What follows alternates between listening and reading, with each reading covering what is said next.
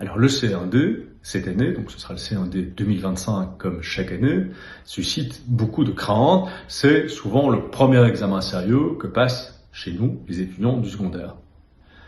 Alors comme le dit l'intitulé un peu provocateur de cette vidéo, tout le monde peut réussir le CE1D. Mais ce n'est pas une parole en l'air. Nous préparons depuis une dizaine d'années un très grand nombre d'étudiants, des centaines, probablement des milliers d'étudiants au CE1D. Donc oui, effectivement, il est possible pour tout étudiant qui est en deuxième secondaire de réussir le CE1D. La première chose à faire, c'est d'avoir confiance, de se donner confiance. Alors évidemment, la confiance, ça ne se décrète pas. La confiance, ça se construit. Pour construire la confiance, il est important que vous fassiez, au besoin en vous faisant aider, le point sur les connaissances qui sont attendues de vous dans les 4 parties du CE1D. Donc faire le point, objectiver, comme on dit, pardon, c'est un terme universitaire, les connaissances qui sont attendues de vous dans les 4 parties du CE1D. Savoir de quoi l'on parle.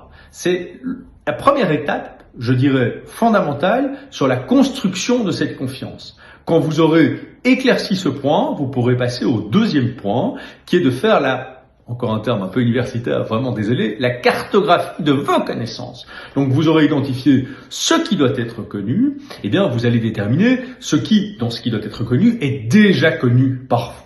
Vous aurez identifié en maths, en français, en néerlandais, pour prendre l'exemple de ce qu'il fait généralement. Ne sacrifiez rien dans le CE1D. Je vous le dis en passant, soyez cohérents. Il y a 4 parties. Si vous dites par avance, celle-là, je la rate, bien, il suffira d'un petit accident dans une autre partie et vous aurez raté le CE1D. Donc, ne sacrifiez aucune des parties. Mais donc, vous faites la cartographie des connaissances que l'on attend de vous.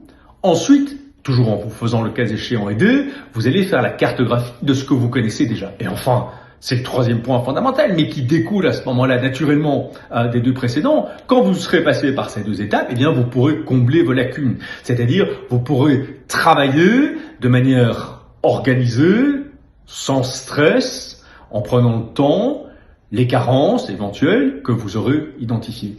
Eh bien, si vous faites cela, de vous à moi qui me regardez, je vous le dis, en confiance, si vous respectez ces 3 étapes, vous allez, et c'est ce que je vous souhaite du fond du cœur, réussir votre CE1D.